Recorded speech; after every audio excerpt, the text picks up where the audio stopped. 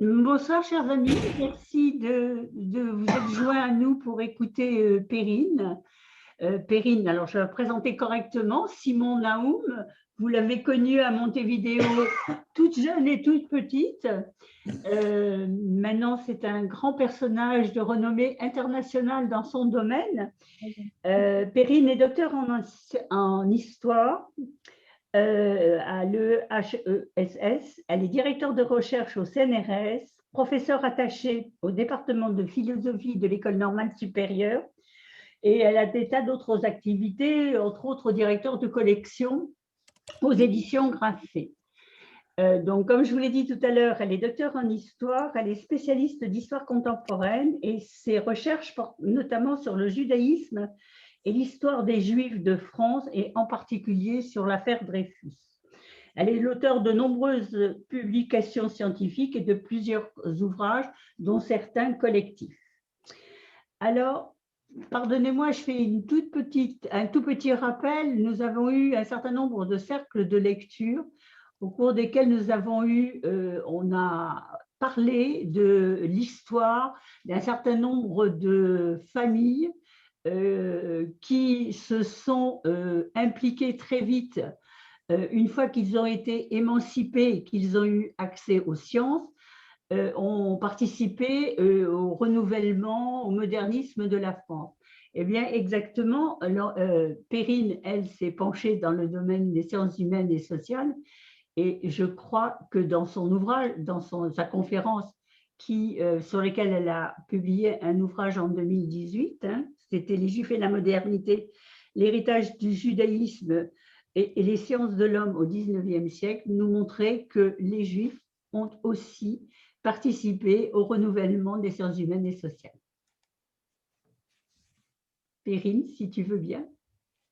Écoute, merci beaucoup. Donc, effectivement, vous m'avez connue toute petite, mais je suis restée très jeune, donc tout va bien. Voilà, donc, bon, alors c'est vrai que j'avais prévu une conférence un peu longue, donc Janine, tu n'hésites pas à m'interrompre hein, quand tu voudras. Je l'ai raccourci, mais en même temps, comme je veux faire un certain nombre de démonstrations, j'ai besoin de rentrer un peu dans le détail. Voilà, vous me direz, je réagis en fonction.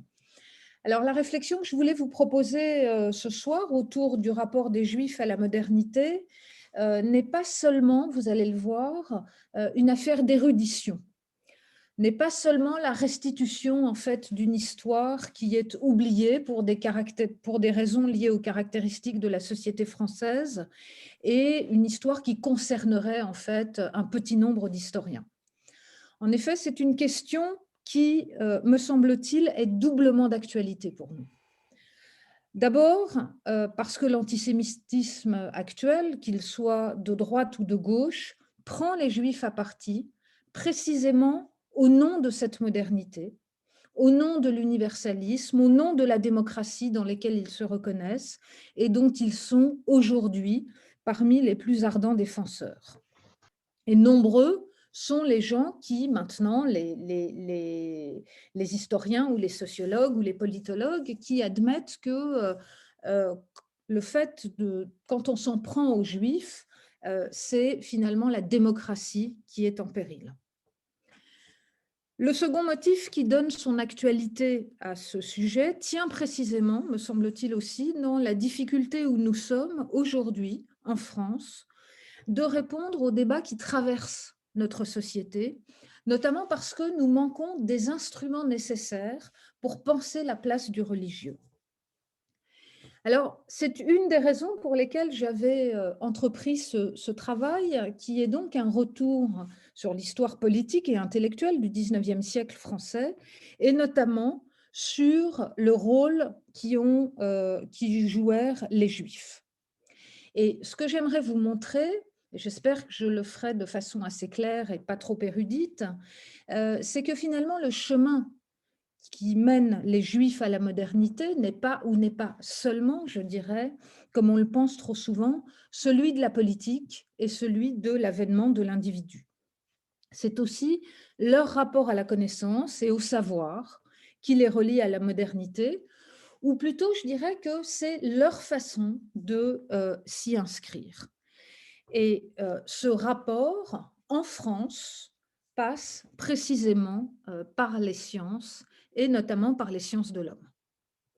Donc, si vous voulez, la question dont on va dont on va parler aujourd'hui est évidemment une question d'historiographie, mais mon idée, c'est la nécessité quand même pour nous en France en 2021 de restaurer les instruments qui nous permettraient de rendre compte finalement de l'importance que joue le rapport au religieux dans l'histoire politique française, bien que cette importance ait évidemment été masquée, ait été gommée par toute une forme d'historiographie républicaine qui s'est développée depuis la fin du XIXe siècle.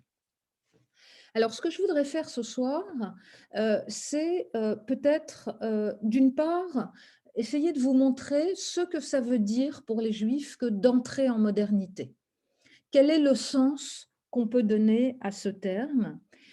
Développer dans un second point ce que j'appellerais le choix de la science. Pourquoi est-ce que les Juifs choisissent de faire carrière en France dans les disciplines scientifiques? Alors, évidemment, ici, je ne traiterai que des sciences de l'homme, Janine l'a dit. Et ensuite, vous montrer à partir peut-être de 2 ou 3 exemples, on verra en fonction du temps qui nous reste, finalement ce que cette entrée dans la science fait en retour à la relation que ces Juifs ont avec leur judaïsme, la manière dont ils conçoivent le judaïsme lui-même comme une pensée intellectuelle en évolution face aux problèmes d'identité qui sont les leurs. Et si vous voulez, en réalité, ce qu'on voit très bien, c'est qu'on comprend, si on s'intéresse à ces sujets, pourquoi les Juifs ont en fait pratiquement un siècle d'avance sur l'ensemble d'autres groupes sociaux en France, les catholiques évidemment, même les protestants, dans la manière dont ils ont dû très tôt se poser ce problème d'identité qui est lié à leur entrée dans la modernité. Donc, premier point, comment penser la modernité quand on la considère depuis le judaïsme? Dans le cas, vous savez, du judaïsme occidental, la frontière habituellement tracée par l'historiographie entre la tradition d'un côté et la modernité, frontière que marque le siècle des Lumières, a été depuis un certain temps invalidée. Et je dirais qu'au risque d'aller à l'encontre des conceptions traditionnelles, les Juifs n'ont pas rencontré la modernité en 1789, ou du moins la modernité qu'ils ont rencontrée est une modernité scientifique et non pas politique ou intellectuelle. Et c'est ce que j'ai appelé dans mon ouvrage la double ellipse des temps. L'historiographie traditionnelle, l'histoire traditionnelle a coutume de dire que les Juifs entrent dans l'histoire moderne au moment où, vous le savez, la Révolution française les admet comme citoyens à part entière, c'est-à-dire un premier temps le 23 janvier 1790, au moment où l'égalité des droits est reconnue aux Juifs portugais, puis à l'ensemble des nations juives, puisqu'on parlait des nations juives, le 27 septembre 1791, après avoir quand même octroyé l'égalité des droits aux protestants, puis aux comédiens.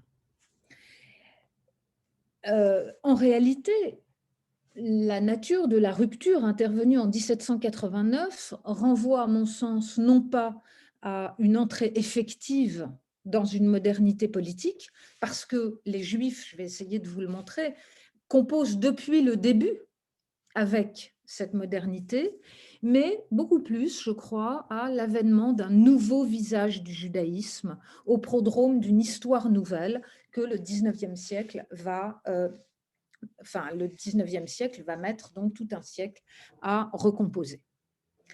En effet, il suffit de remonter au début des temps modernes, hein, comme le font depuis une dizaine d'années un certain nombre de spécialistes de l'histoire culturelle du judaïsme. Judith les connaît aussi bien que moi, pour constater que l'entrée dans la modernité précède l'émancipation politique et qu'au moment où l'ensemble des Juifs français accèdent à la citoyenneté, les communautés juives ont déjà connu en Occident d'importantes transformations dans leur fonctionnement propre, dans leur fonctionnement interne, comme dans les relations qu'elles entretiennent avec l'ensemble des sociétés environnantes. En fait, ces bouleversements et ces adaptations n'ont jamais cessé, se traduisant donc par une ouverture sur l'extérieur, dans les activités économiques et commerciales, comme à travers les échanges culturels.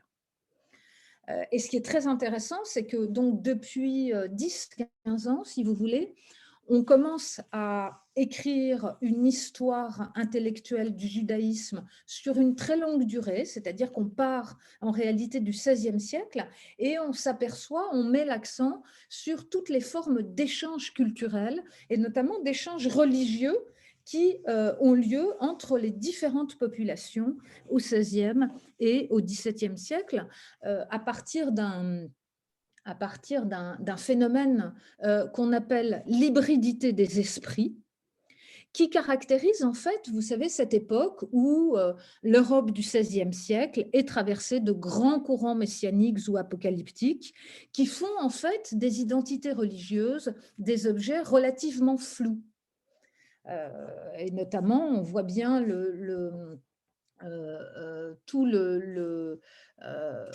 l'influence que joue Spinoza, par exemple, est un exemple, si vous voulez, de ces échanges qui se produisent en permanence. Donc, il n'y a pas d'entrée dans la modernité en 1789. En tout cas, il n'y a pas d'entrée dans une modernité intellectuelle, je dirais. À l'inverse, des études ont montré aussi que la Révolution n'a pas entraîné la disparition des formes traditionnelles communautaires. Et je vous renvoie notamment aux études de Rita Hermon-Belot, qui a beaucoup travaillé là-dessus, ou de Jay Berkowitz, qui ont montré que, en fait, nombreuses sont les communautés qui, après 1789, d'abord continuent de fonctionner selon le modèle ancien et même se développent. Elles s'affirment. C'est le cas de la communauté de Metz. C'est le cas aussi des Juifs de Lunéville qui parviennent à s'émanciper grâce à la révolution des Juifs de Nancy et à créer leur propre communauté. Et on ne se souvient pas assez que la Révolution française, c'est quand même la première étape de la liberté des cultes. Donc, si vous voulez, il y a aussi une effervescence autour de ça. Il faut donc aller chercher, à mon avis, plutôt dans les représentations du judaïsme, les signes du bouleversement que produit l'accession des Juifs français à la citoyenneté politique, ce qui vaut d'ailleurs encore une fois pour l'ensemble des confessions. Pourquoi ça? Eh bien, tout simplement, si vous voulez, pour la raison la plus triviale, que la dimension rituelle ne peut plus, à partir de 1789, se satisfaire de l'habitude, ne peut plus se satisfaire de la coutume. Elle doit désormais se fonder en raison, ou du moins trouver une légitimité nouvelle pour continuer de recueillir l'adhésion de ses membres.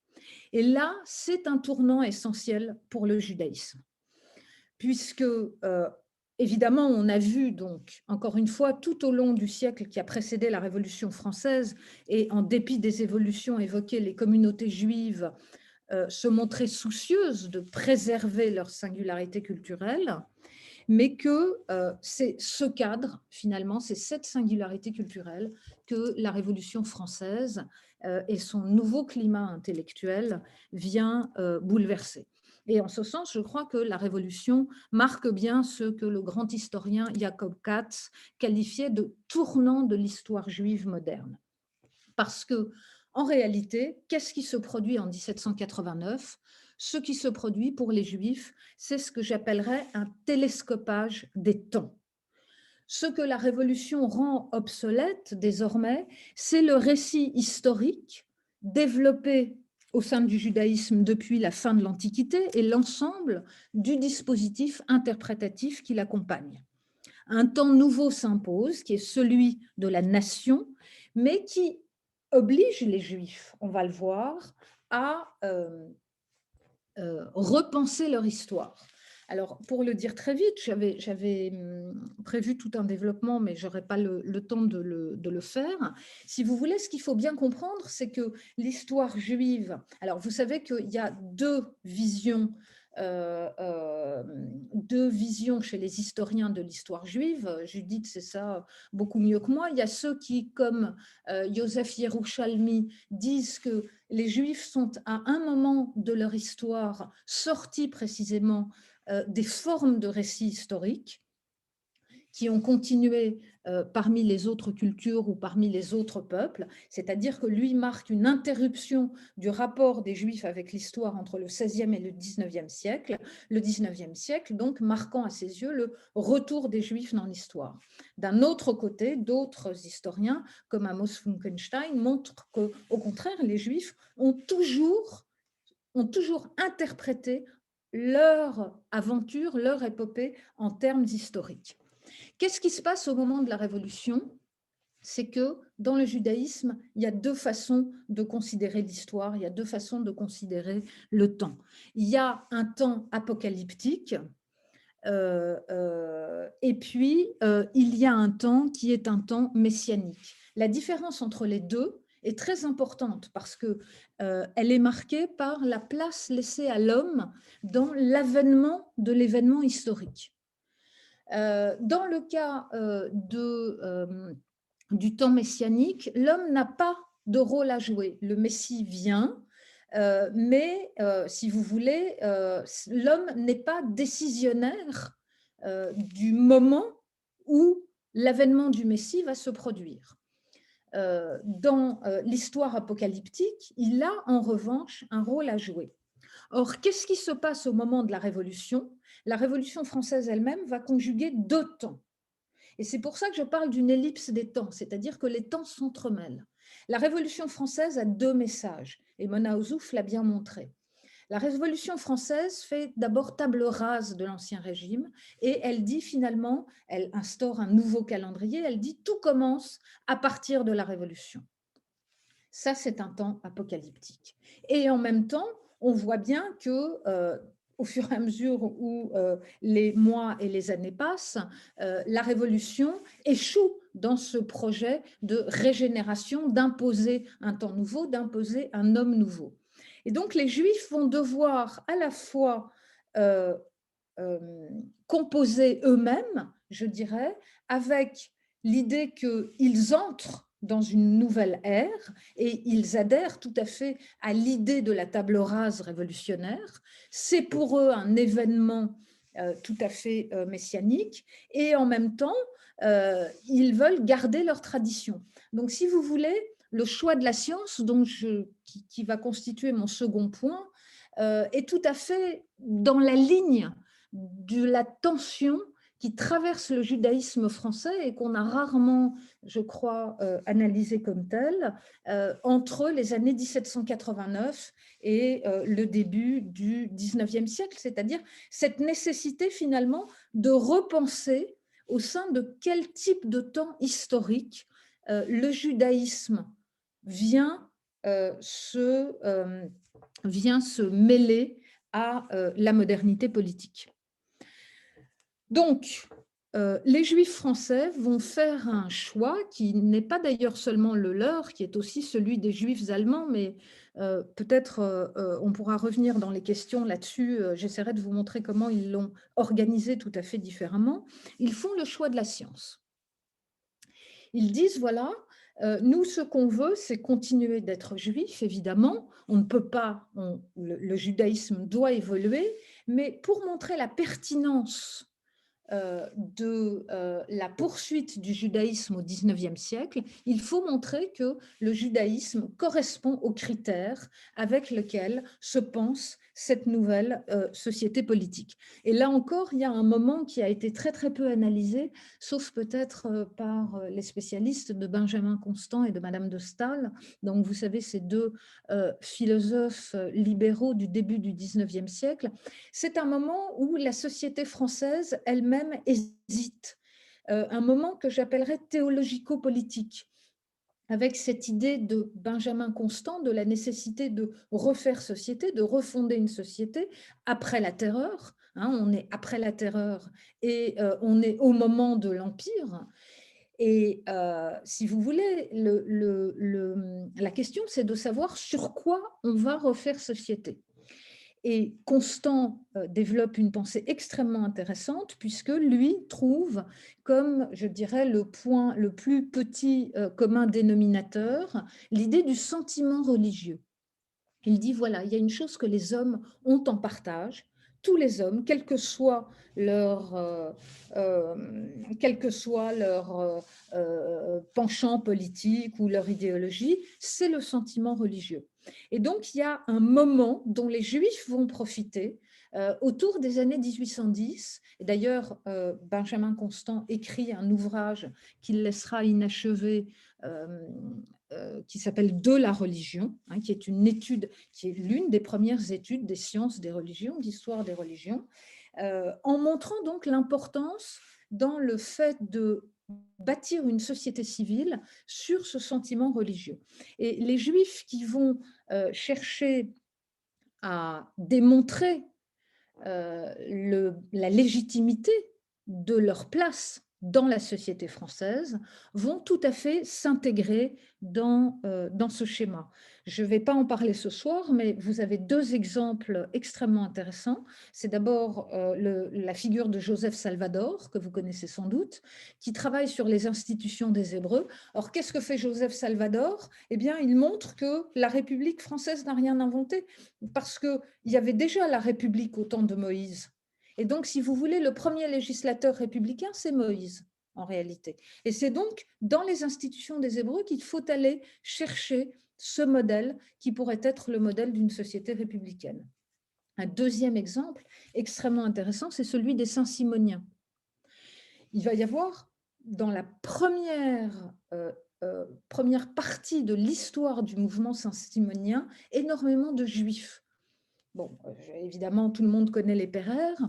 Vous connaissez peut-être moins Eugène Rodrigue, qui a été le secrétaire de Saint-Simon.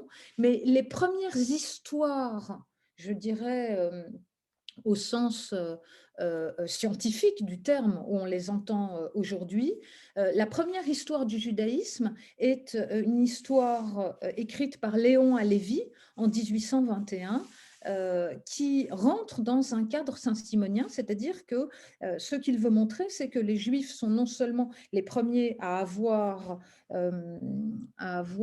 créé des institutions démocratiques, mais que ce sont aussi les premiers à avoir organisé une société sur des principes économiques qui permettent cette société industrielle appelée de leur vœu par les Saint-Simoniens. Donc, si vous voulez, il y a un premier moment qui n'est pas tout à fait un moment scientifique au sens positiviste où on l'entend aujourd'hui, mais qui est déjà un moment à travers lequel les Juifs légitiment en quelque sorte, créent le lieu de l'importance pour les sciences de l'homme de l'étude du judaïsme, comme l'étude d'une civilisation passée, au même titre, je dirais, que la civilisation, alors ce n'était pas encore le cas de l'Égypte parce qu'on n'avait pas décrypté la pierre de Rosette, mais la civilisation grecque ou la civilisation romaine, finalement, ce qui est intéressant, c'est qu'on commence à raconter le judaïsme comme l'une des civilisations de l'Antiquité.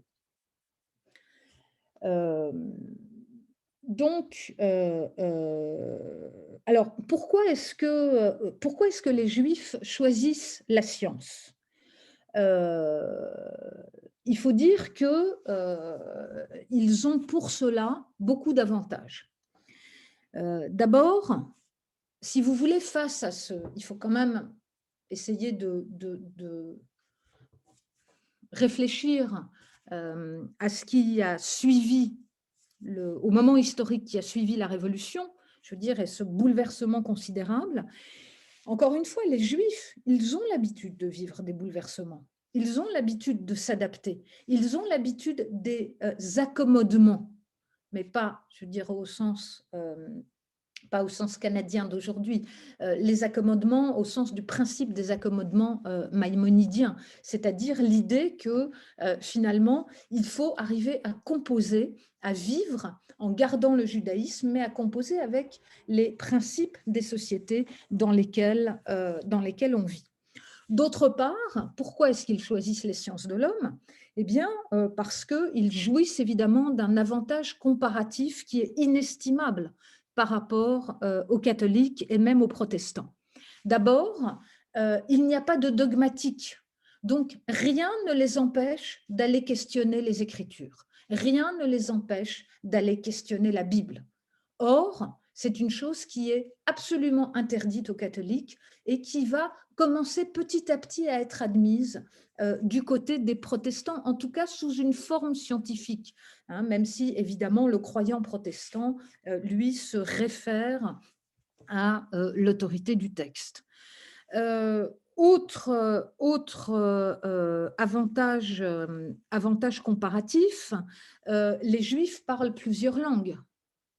Et là encore, si vous voulez, il faut essayer de se représenter ce qu'est cette époque où Paris est la capitale de l'orientalisme, mais c'est quand même, si vous voulez, des sciences dont on apprend les langues, dont on apprend les alphabets.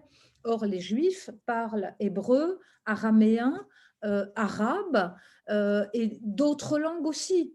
Donc, si vous voulez, eux sont parfaitement familiers de ce nouveau paysage des sciences religieuses que vont développer les sciences de l'homme. Alors, je sais, est-ce que c'est un micro ou c'est une question?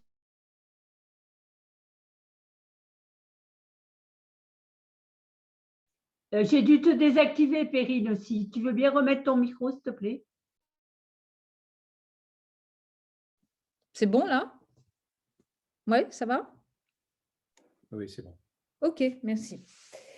Alors, donc je vois que l'heure avance et je voudrais maintenant vous prendre quelques exemples. J'ai combien de temps, Janine, encore?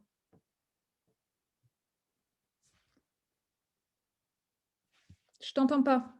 Il faut que tu me... Pardon. Un quart d'heure, 20 minutes. Un quart d'heure, 20 minutes. Bon, alors je vais aller très, très vite. Alors, un exemple que vous connaissez sans doute, qui est pour vous montrer, si vous voulez, comment les Juifs vont à la fois être fondateurs de ces sciences de l'homme et comment, en retour, leur œuvre de savant va les conduire à repenser leur judaïsme. Je dirais que l'exemple le plus extraordinaire pour moi au XIXe siècle, c'est celui d'un savant qui s'appelle Salomon Munk. Munk, vous le connaissez sans doute si vous lisez la traduction du Guide des égarés de Maïmonide, qui est publiée aux éditions Verdier. Parce qu'un siècle et demi après, c'est toujours sa traduction que nous lisons aujourd'hui. Alors, Salomon Munk, il est né en 1803 en Silésie prussienne. Il a étudié la linguistique et la philologie à Berlin auprès des plus grands. Il a été membre de la science du judaïsme allemand, de la Wissenschaft des Judentums, et il est spécialiste de philosophie médiévale. D'ailleurs, pourquoi est-ce qu'il est devenu spécialiste de philosophie médiévale? Tout simplement parce que Hegel l'a mis au défi. Alors, pas tout à fait directement, parce qu'il ne suivait pas ses cours, mais Hegel a dit il n'y a pas de philosophie juive. Et il n'y a pas de philosophie juive au Moyen-Âge. Et donc, ce que va faire Munk, c'est de se spécialiser en philosophie médiévale. Ce qu'il fait, c'est il fait non seulement le choix de la science, je dirais, mais il fait aussi le choix de la France, ce que vont faire un grand nombre d'érudits du judaïsme. Pourquoi? Tout simplement parce que en France, on ne vous demande pas, comme en Allemagne, euh, de vous convertir au christianisme si vous voulez entrer dans l'enseignement supérieur. Alors, vous me direz peut-être qu'on ne vous le demande pas parce qu'il n'y a pas vraiment d'enseignement supérieur en France. Hein, vous savez que le système… Non, non, au 19e siècle, le système d'université est très, très embryonnaire. D'ailleurs, là où se font les sciences de l'homme, ce sont dans des institutions marginales à partir de 1860, au Collège de France, à l'École pratique des hautes études qui sera créée par Duruy en 1868. Mais il n'y a pas encore ce système d'université à l'allemande. Néanmoins, Munk comprend que s'il veut faire une carrière scientifique, il faut qu'il vienne en France, ce qu'il fait donc en 1828, et il y fera une très belle carrière, puisqu'il sera nommé au sein du département des manuscrits orientaux de la Bibliothèque royale. Et vous savez que c'est lui qui va prendre la place de Renan en 1863, au moment où Renan sera suspendu de sa chaire d'hébreu au Collège de France. Alors, pourquoi est-ce que Munk est important? Munk est important parce que c'est lui, en quelque sorte, qui va, je vous le disais, acculturer l'histoire du judaïsme aux critères de la science de l'époque et faire entrer le religieux dans l'histoire des civilisations, c'est-à-dire rendre par là centrale l'aventure du peuple hébreu.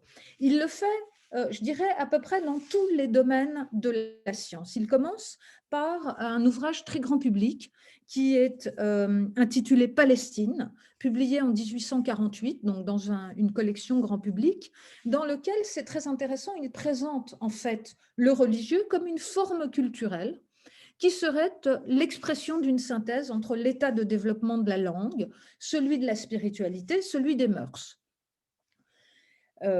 Bon, je vais passer rapidement. Donc, en réalité, Munk décrit à un public qui n'y connaît pas grand-chose le judaïsme ancien comme l'ensemble, comme une culture parmi d'autres des civilisations du Moyen-Orient. Il est évidemment un point sur lequel il s'en distingue, qui s'avère déterminant dans la démonstration de son apport à l'humanité, c'est le monothéisme. Et Munk va en tirer argument, non seulement pour réaffirmer contre la critique biblique de l'époque allemande, la critique biblique de l'école de Tübingen, l'unicité du document biblique et la paternité de Moïse, mais il montre aussi que la singularité du peuple juif est due à la relation qu'il entretient avec le divin. Et donc, il se livre en fait à toute une sorte de relecture de la notion d'élection, réinterprétée en quelque sorte au profit du choix fait par le peuple de son identité. Ensuite, il parle de la Bible. Il parle de la Bible et là encore, donc, il réfute les éléments de la critique biblique qui contestent à l'époque l'authenticité du document biblique, mais aussi son antiquité.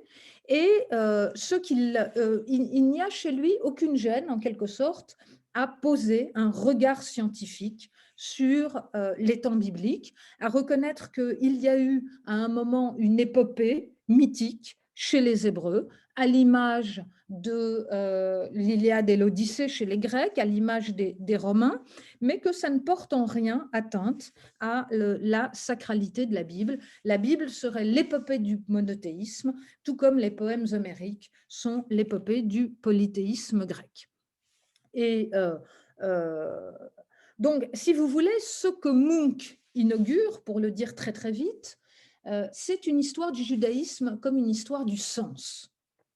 C'est-à-dire finalement la manière dont le peuple juif se distingue par l'interprétation de sa relation à la divinité. Alors le second point sur lequel Munk travaille, c'est évidemment, je vous ai dit, Maïmonide. Et ce qui est très intéressant pour nous, c'est l'interprétation qu'il va donner de Maïmonide. C'est-à-dire que, pour le dire très rapidement, parce que j'ai de moins en moins de temps, il va montrer comment Maïmonide est celui qui en quelque sorte, instaure un équilibre entre la raison et la foi. Et donc, si vous voulez, il se livre à toute une lecture rationaliste de Maïmonide.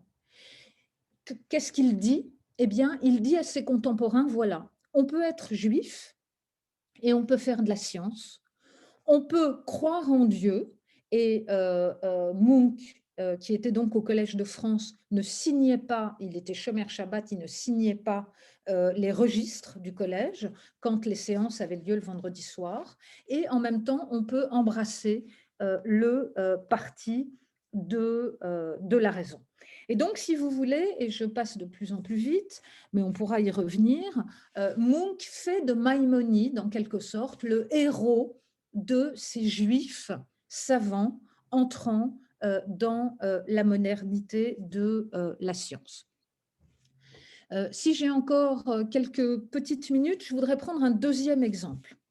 Ce deuxième exemple, c'est celui d'un autre savant. Alors, on est un peu plus tard, évidemment, dans le siècle. C'est celui d'Arsène Darmstädter, qui est celui, vous savez, qui va démontrer l'importance de l'œuvre de Rachi.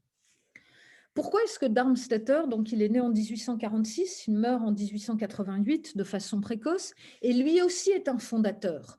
Donc si vous voulez, Munch a fondé la philosophie médiévale en France, il a considérablement modifié le champ de cette discipline. Darmstädter, lui, va s'intéresser à la philologie romane, qui est connue en Allemagne sous le nom de romanistique. Et donc, pourquoi est-ce qu'il s'intéresse à Rachi?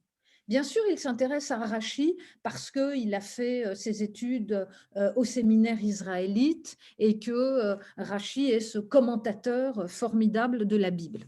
Mais il s'intéresse à Rachi parce qu'on est après 1870.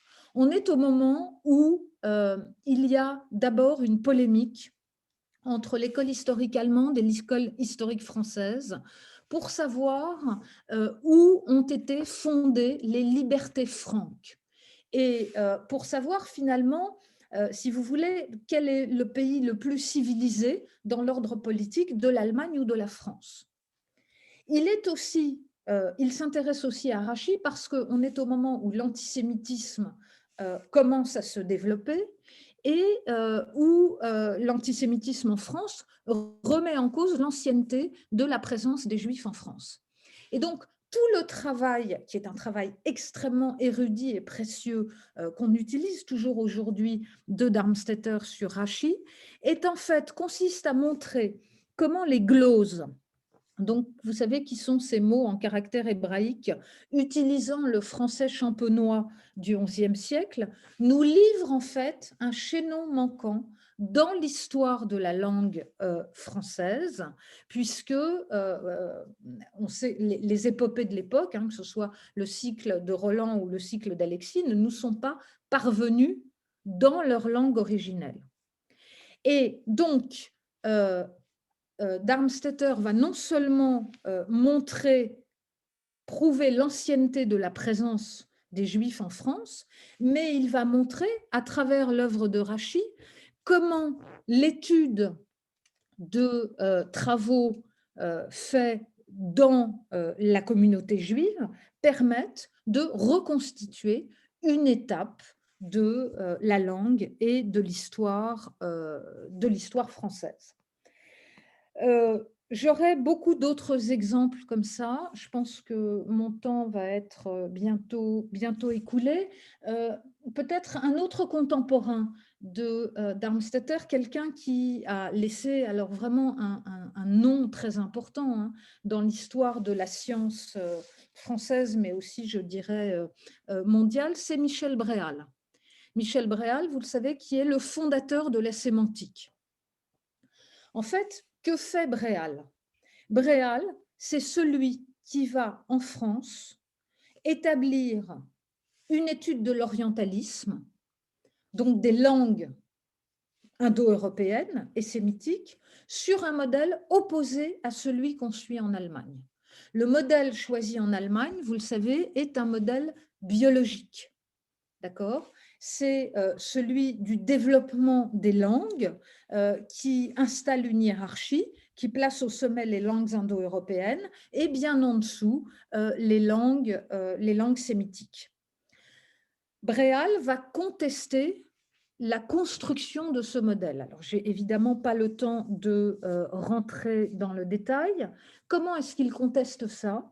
Eh bien, il conteste ça grâce à l'histoire et il conteste ça grâce au sens. Il dit en fait, on ne peut pas étudier les langues si on ne prend pas en compte le sens, c'est-à-dire si on ne considère pas la langue depuis l'usage qu'en fait l'homme qui la parle. Et Bréal est un savant tout à fait génial qui met, alors d'abord ce sera le maître de Ferdinand de Saussure, hein, c'est vraiment lui qui fonde la sémantique, mais en dehors de ça, il établit ce qu'il appelle les idées latentes du langage. En gros, si vous voulez, il établit la psychanalyse avant la psychanalyse en montrant que dans les vides du langage se situe la pensée de l'homme. Et il y a là toute une influence du judaïsme. Même si Bréal est quelqu'un qui se détache de la pratique religieuse, il a cette volonté de combattre l'idéologie scientifique indo-européenne, de montrer l'intérêt des langues sémitiques et de montrer surtout que le langage est une histoire humaine, c'est-à-dire une histoire du sens. Dernière polémique dont je parlerai, si j'ai encore 2 minutes, Janine, ça va ou pas? Oui? Bon, on va très très vite, hein, j'ai un peu honte. C'est tellement passionnante que je crois qu'on Oui, va s'accorder un petit bonus. c'est pas grave, vous lirez tous mon livre, il n'y a pas de problème. Dernière polémique, mais pour vous montrer, si vous voulez, comment le judaïsme est à la fois un instrument scientifique pour ces savants, mais comment les sciences dans lesquelles ils sont engagés les conduit à revoir leur propre définition du judaïsme. C'est la polémique qui oppose le second des frères Darmstädter, parce qu'ils étaient deux et ils étaient tous les deux aussi intelligents l'un que l'autre, James Darmstädter, qui, vous savez, avait la chaire d'études iraniennes au Collège de France. Or, au moment où Darmstädter est au Collège de France, dans les années 1880-1890, il meurt en 1892, non, en 1894, pardon, et il est l'auteur d'un ouvrage que vous connaissez peut-être qui s'appelle Les Prophètes d'Israël. Et ce serait intéressant d'ailleurs de voir comment l'un des points auxquels est arrivé le judaïsme français dans les sciences de l'homme à la fin du 19e, c'est justement le développement de cette idée du prophétisme qui s'articule à la fin du siècle avec le socialisme. Ça, c'est extrêmement intéressant, mais c'est bon, c'est une autre histoire. Donc, dernière polémique, celle qui conduit Darmstädter à s'opposer à ceux qui disaient finalement la Bible n'a rien inventé, Zoroastre est passé avant. Hein, le 19e siècle, c'est le moment de la découverte de l'Inde et de la découverte des Védas, et donc de ces récits et de Zoroastre. Et c'est une polémique qui va évidemment faire rage aussi en Allemagne, hein, c'est ce qu'on appelle le Bibel-Babel-Streit.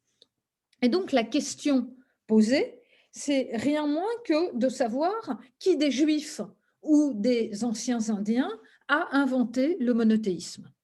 Eh bien, ce que fait Darmstädter, à l'intérieur d'ouvrages très très sérieux consacrés au Veda et consacrés à la lecture du Zen d'Avesta, c'est finalement de venir contredire les savants de l'époque qui n'hésitaient pas à faire remonter la composition de l'Avesta à 1500 avant l'ère chrétienne, en soutenant l'idée qu'il n'est qu'une branche de l'ancienne poésie védique. Et parallèlement, d'ailleurs, il repousse la date de la composition des Védas de 3000 à 5000 avant l'ère chrétienne. Darmstädter va dire pas du tout. Il y a en réalité, ce texte est beaucoup moins ancien qu'on ne le dit, et en tout cas, il est postérieur à la Bible. Il va dire aussi autre chose. Il va dire, il n'y a pas du tout de monothéisme. chez Zoroastre. Il y a un dualisme. Il y a un dualisme il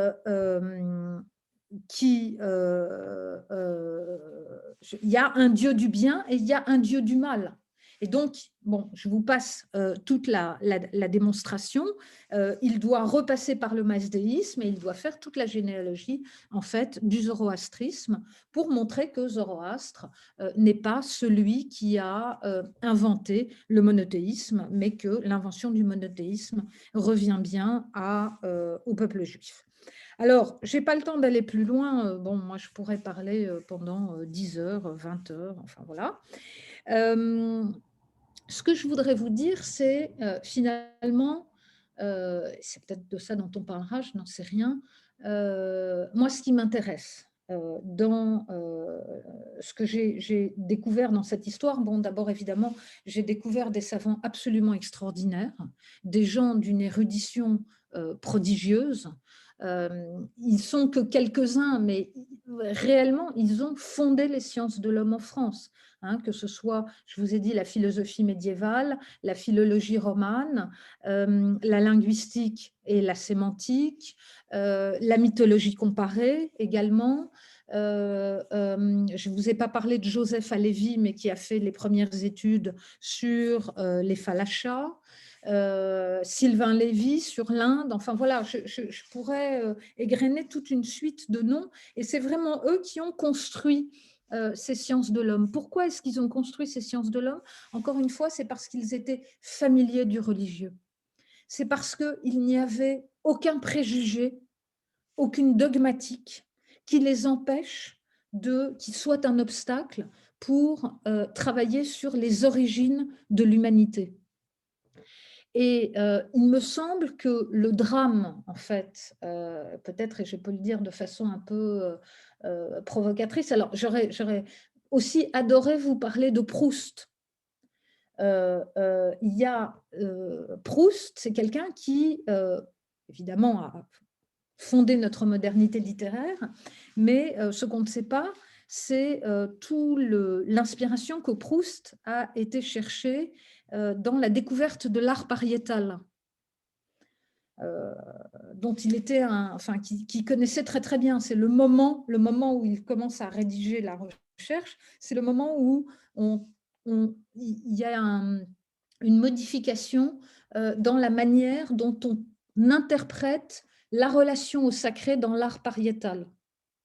Donc, si vous voulez, enfin voilà, il y a une chose, je crois, qui ressort de cette histoire, c'est que notre drame, me semble-t-il, en France aujourd'hui, c'est la manière dont une certaine historiographie républicaine a masqué le religieux, l'importance du religieux. Le religieux n'a jamais cessé de travailler en sous-main la société française, la société politique française, la société intellectuelle française. Or, le problème que nous avons en tant que juifs, mais aussi en dehors, je dirais, du judaïsme, alors en tant que juifs, c'est le moment de l'affaire Dreyfus qui fait tout basculer, parce que les juifs, là, ont le sentiment qu'ils n'ont plus besoin de travailler à une forme d'intégration intellectuelle du judaïsme. Il leur suffit de rejoindre le camp des Dreyfusards. Et donc, si vous voulez, il y a un effondrement des études juives en France. Et je ne sais pas si Judith sera d'accord avec moi, mais elles sont... Voilà, il y a eu une période dans les années 50-60 où les études juives ont revécu, mais elles sont aujourd'hui très mal en point. Et donc, on n'a plus les instruments pour penser le religieux. Or, ce religieux, encore une fois, il n'a jamais cessé d'accompagner l'histoire politique et intellectuelle de la France, et on n'arrive toujours pas à le reconnaître. Bon, il y a eu les études de Marcel Gauchet qui sont très pionnières sur ce domaine, mais il est resté assez marginal. Et je dirais, au-delà de ça, je pense qu'on pourrait refaire toute une histoire du processus de sécularisation en Occident en réinterprétant un peu les choses. Donc voilà, je crois que j'ai été un peu longue, Janine, je m'en excuse. Non, parce que tu Et étais voilà. passionnante et éblouissante et on est très impressionné par ta Oui, culture oui, et c'est bien. Mm. si vous voulez bien rouvrir vos micros et peut-être allumer vos caméras. Voilà, maintenant vous pouvez poser des questions à Perrine Simon Naoul. Merci. Je veux bien, Janine, je veux bien. Vas-y, Jean. Voilà. Mais, bon, disons que le titre laisse une certaine ambiguïté. C'est-à-dire, est-ce qu'on a vraiment parlé de l'entrée des Juifs dans la modernité, ou est-ce qu'on a parlé d'individus faisant partie d'une certaine élite qui sont rentrés dans la modernité tout en restant plus ou moins dans le judaïsme? Je veux dire, j'espère être assez clair dans mes questions, Oui, c'est-à-dire, tout à fait clair. est-ce qu'aujourd'hui, si on prend Badinter ou Fabius ou n'importe qui, ou des intellectuels juifs qui ont une place dans la société, est-ce que c'est significatif de ce qu'est le judaïsme français? Alors ça, c'est encore une autre question. Oui. Mais je dirais que bon, moi, je ne me situe pas d'un point de vue sociologique. Donc, effectivement, je ne dis pas que les gens dont je parle sont représentatifs de l'ensemble des communautés juives. Cela dit, le travail interne qu'ils ont fait sur la notion de judaïsme, finalement, est un travail, alors je n'ai pas eu le temps d'en parler évidemment, mais d'abord, tu sais que ces gens travaillent à l'intérieur de la communauté, c'est eux qu'on appelle les régénérateurs, d'accord? Donc, ils ont un rôle institutionnel. Non, mais quelqu'un comme Moon, ils ont même un rôle de formateur au sein de la communauté. Moon est quand même une petite exception, hein. Si on regarde, c'est pas France, Mao, c'est pas... C'est Adolphe Frank est pareil. Non, au 19e siècle, ce sont vraiment des gens qui sont engagés aussi dans la communauté, qui seront engagés dans l'Alliance israélite. Non, mais je sais, j'ai cette discussion avec Pierre Birnbaum depuis, ça doit faire... on doit choisir le camp. 50 ans, bon, voilà. Il me dit, il n'y a pas d'intellectuels juifs français. Moi, je lui dis, si, il y a des intellectuels juifs français. Et finalement, l'importance scientifique de ces érudits fait que la question de la représentativité, je pense, pour moi, ne se pose pas. Mais encore une fois, je veux dire, ils ont eu des relais importants au sein de la communauté et eux-mêmes étaient engagés institutionnellement dans la communauté. Une précision simplement. Est-ce qu'on a une idée de la diffusion du Moreh Nevuchim traduit par Monk quand c'est sorti, quoi? Enfin, moi, j'en ai pas. Mais bon, ça serait intéressant de savoir. Oui. Là encore, il y a des circuits de diffusion, par exemple via les archives israélites ou la revue des études juives, ou via les conférences ou même les conférences dans des cercles philanthropiques ou encore une fois, je veux dire, le Collège de France, le Collège de France n'est pas fréquenté par des érudits. Le Collège de France, c'est fréquenté par les dames du monde. Oui, mais est-ce qu'aujourd'hui, si on prend l'exemple du Collège de France, par exemple, est-ce qu'on peut dire, bon, on va pas prendre, c'est nouveau, parce que si on prend par exemple l'exemple de Compagnons, on a la radio, aujourd'hui, on a les publications dans la presse, etc. Mais combien de professeurs du Collège de France au XXe siècle, au début du XXe siècle, ont eu une véritable influence sur la population française? Regarde Bergson. Bergson, c'est une star absolue. Et il y en a. Et je veux dire, voilà, et ça vient du Collège de France. Bon, donc, enfin, je veux dire, c'est une position. En fait, le problème que tu poses, c'est un problème intellectuel, effectivement. On peut se dire que c'est une toute petite partie de la communauté, mais c'est un idéal type. en même temps. D'accord. On voit bien que c'est quand même le chemin qu'ont suivi les Juifs sociologiquement dans leur grande majorité. Alors la question, tu peux aussi me faire le reproche qu'on me fait souvent. On me dit oui, mais ces gens auxquels tu t'intéresses, en fait, ils sont plus juifs. À la fin, ils sont plus juifs. C'est en partie vrai. Voilà. Non, non. Je veux dire, ils s'éloignent religieusement peut-être, mais ils continuent à travailler sur le judaïsme à l'intérieur de leur spécialité. C'est vrai. Il y a Claude qui voulait poser une question. Oui, tous Oui. mes compliments d'abord pour cet exposé vraiment passionnant et on aurait pu rester encore très longtemps. Mais on va rester très longtemps, il n'y a pas de problème. Vous avez dit sur le fait religieux et la République, je crois qu'on y est, rassurez-vous, on y est actuellement en plein dedans. Je crois que la République ne va pas régler si facilement son éloignement. Il s'agit du fait religieux, peut-être d'une autre religion, mais enfin, c'est de grande actualité. Mais ma question est, elle est un peu, c'est tout ce progrès, enfin, tous ces travaux intellectuels s'accompagnent en même temps dans le monde français juif, qui est un monde ashkénaze à l'époque, de profondes divisions, la création d'un éclatement enfin, en différents mouvements, en différents groupes, les traditionnels, les réformés, les plus orthodoxes, les sionistes, et donc comment y a-t-il un lien dans dans ce développement avec cet éclatement qu'on ne retrouve pas dans le monde séfarade, qui est resté beaucoup plus uni et qui a aussi des travaux intellectuels et qui ont été développés. Mais enfin, c'est cet éclatement, cette fragmentation dans la communauté. Oui, alors, en fait, la fragmentation… Est-ce que c'est inéluctable, pour ainsi dire? La fragmentation, il me semble, hein, mais je ne suis pas vraiment spécialiste de ça, mais il me semble qu'elle arrive assez tard, en réalité.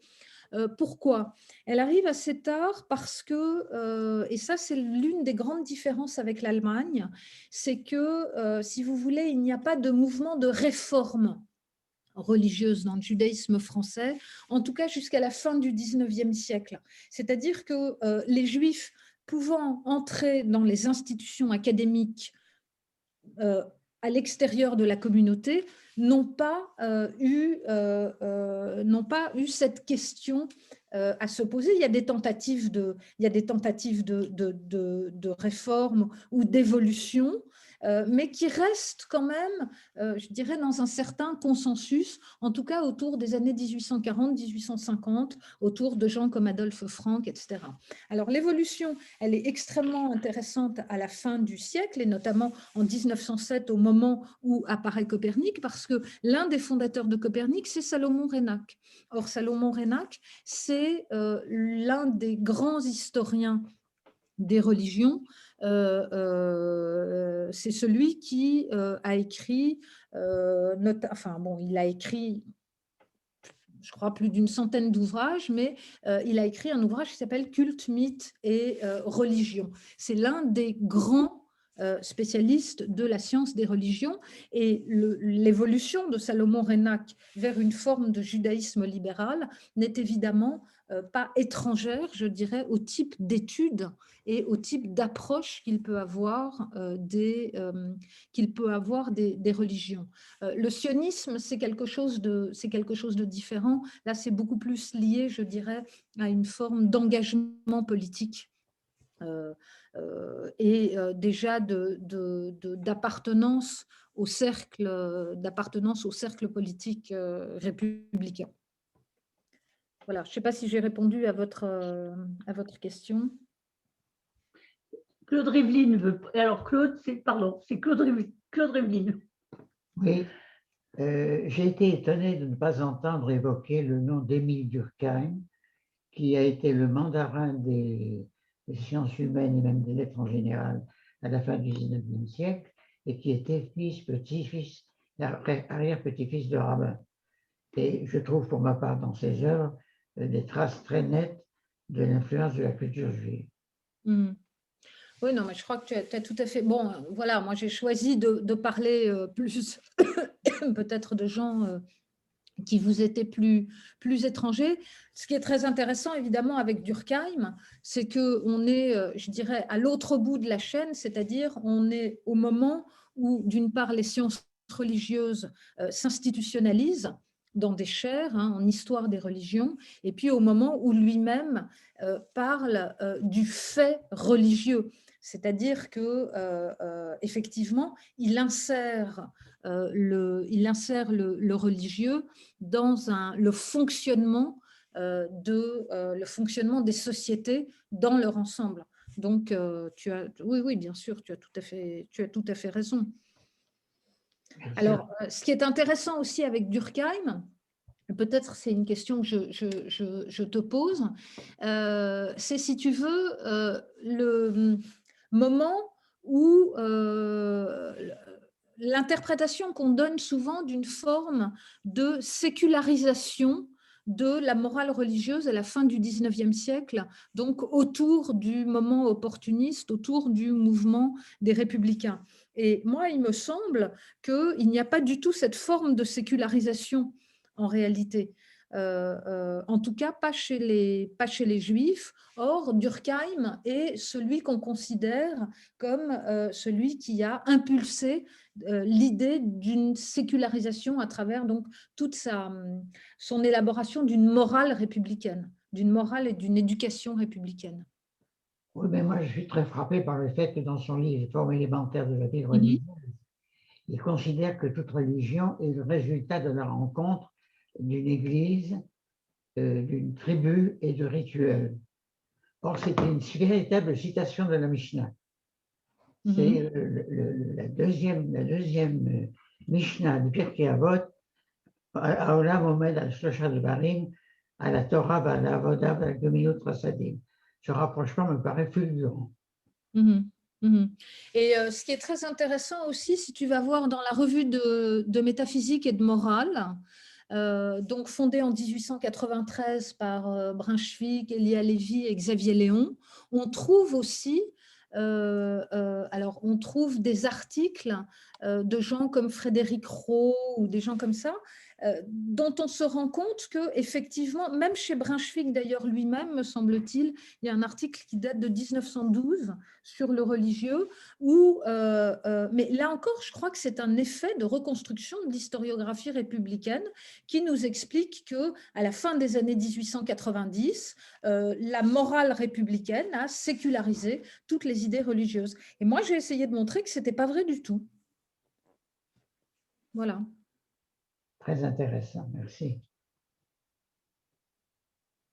Yehuda, mais il faudrait pour ça que vous ouvriez votre micro, s'il vous plaît.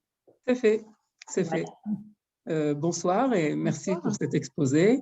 Je suis très heureux de vous avoir écouté après avoir connu vos écrits précédemment. Je voudrais poser une question si possible. Je voudrais savoir, est-ce que vous voyez une différence entre les Juifs d'Alsace et les Juifs d'Alsace, de Paris et les Juifs du sud de la France par rapport à cette question, en fait, le fait donc de rentrer dans le domaine des sciences, etc. On n'a pas l'habitude d'entendre beaucoup parler, en tout cas, donc, des Juifs de Bordeaux par rapport au domaine des sciences, plus dans l'entrée dans le domaine économique. Si oui, il y a une différence au niveau des sciences, comment la comprendre, au niveau de l'entrée des sciences, comment la comprendre par rapport donc à l'histoire de ces deux communautés qui étaient différentes par rapport à l'entrée dans la modernité avant l'émancipation? Alors, j'ai pas vraiment les éléments pour vous répondre. Ce que je pourrais vous dire, je connais pas bien les Juifs de Bordeaux. Il y a deux points en tout cas sur lesquels je peux répondre. D'une part, il y a eu en Alsace, enfin pas en Alsace, mais en Lorraine, mon père se retournerait dans sa tombe s'il m'avait entendu, une Haskalah très importante à Metz. Or, c'est une Haskalah sur laquelle peu de gens ont travaillé, sauf Bertram Schwarzbart, qui a écrit dessus. Et donc, ce qui est très intéressant, c'est qu'on voit se former là un milieu qui est un milieu donc des Lumières, qui précède la Révolution et qui est différent de la Haskalah qu'on trouve par exemple à Berlin, autour de Mendelssohn, etc. Bon. Donc, il y a de ce point de vue-là, je dirais, une spécificité. Du côté des Juifs de Bordeaux, il y a évidemment une histoire qui est une histoire tout à fait différente, et je dirais des traditions, un héritage historique différent. Maintenant, au niveau moi, des gens sur lesquels j'ai travaillé, je dirais que ça n'a pas de… Je pense à partir des années 1820-1830, au moment où on peut considérer qu'il y a une forme de culture générale ou d'éducation qui s'est généralisée parmi les érudits de la communauté, je ne vois pas de différence. Je pense qu'il y en a dans les années 1810-1820 parce que effectivement les thématiques qui sont travaillées sont des thématiques différentes, mais se produit une forme d'uniformisation, je pense, à partir de 1830-1840. Bon, mais c'est un peu intuitif ce que je vous dis. Je suis désolée, c'est pas très scientifique. Merci. Écoutez, vu la densité des questions, Perrine, je pense, la quantité de questions, je pense que tu as compris par toi-même l'intérêt que tu as suscité auprès des auditeurs. Merci infiniment. Merci à vous, merci de votre Merci patience. beaucoup, c'était passionnant. Rajouter un mot. Bravo, merci beaucoup. Merci, Perrine. Tu as été enregistré et l'enregistrement sera sur le site dès demain matin. Et nous vous attendons ce soir pour écouter Yehuda Biti. Très bien. Bonne Je soirée voudrais à rajouter un tous. mot à Perrine. Donc, merci beaucoup. Et j'ai noté trois sujets qui pourraient faire l'objet peut-être d'un suivi dans quelques semaines, si vous acceptiez. L'entrée dans la littérature avec Proust. C'est un sujet j'adore. qui est passionnant. Et en plus, vous savez bien que Compagnon vient de produire sur son blog tout un tas de preuves contre d'autres qui pensent que. Donc, la question de la judaïté et des connaissances qu'avait Proust est une question qui agite le landerneau littéraire aujourd'hui, pendant le confinement. J'ai noté aussi l'entrée dans la politique avec la question du prophétisme et du socialisme. Oui. Ça me paraît un sujet passionnant. Et un point que vous n'avez pas évoqué, mais je suis sûr que vous saurez nous en dire beaucoup, c'est la musique, avec tous ces grands musiciens, compositeurs, parfois d'origine allemande, qui ont, dans l'opéra, dans la musique symphonique, qui ont éclairé la France au XIXe siècle. Bon, alors là, sur le dernier sujet, je n'y connais rien, mais il faut demander à Laure Schnapper, la fille de Dominique. C'est noté. Alors, je réserve les deux premiers sujets. Donc, ah oui, non, mais sur Proust, moi j'ai écrit mon livre pour écrire sur Proust, donc ça, je… Très bien. Donc, on prend un rendez-vous. Partante. Ok. Merci beaucoup. Oh, merci. À bientôt. Bonne soirée. Bonne soirée. Merci beaucoup. Au revoir. Merci, Perrine.